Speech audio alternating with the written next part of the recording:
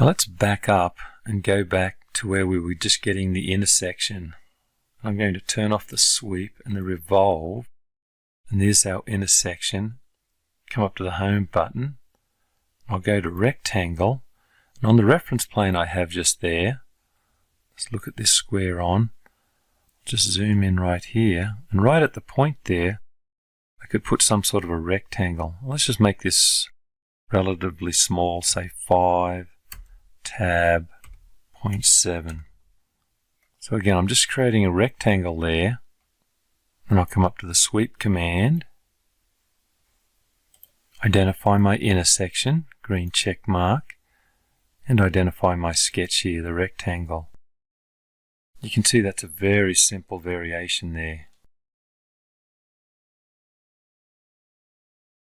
Let's come back to our original sketch here and look at some other variations.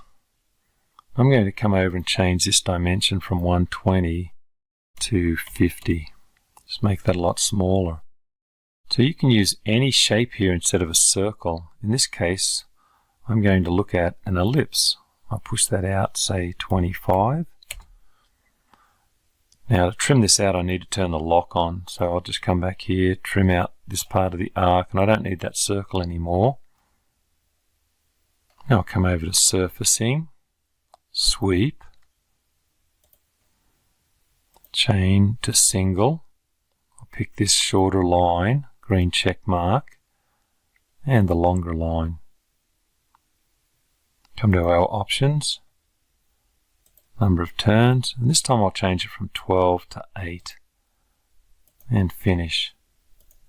Come back to my surfacing, revolve, and grab that half of the ellipse, and we'll spin it around the Z 360 degrees. Let's just look at this from the front. Come to my intersection command, identify the ellipse and the second surface. Turn off my sweep and my revolve, and there's my intersection. Add a reference plane normal to curve right at the point there. Come to the circle command, lock to that reference plane, and right at the point, put in a circle, say 3. Maybe we'll make something a little smaller. Let's go down to say 2.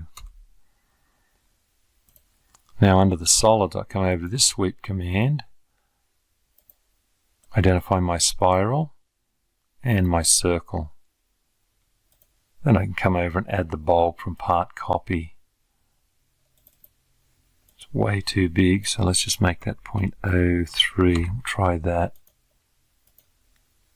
From the feature tree, I'll grab the light bulb. Let's just spin that around 90. And then I could add the cap just like I did before, so I won't do that again.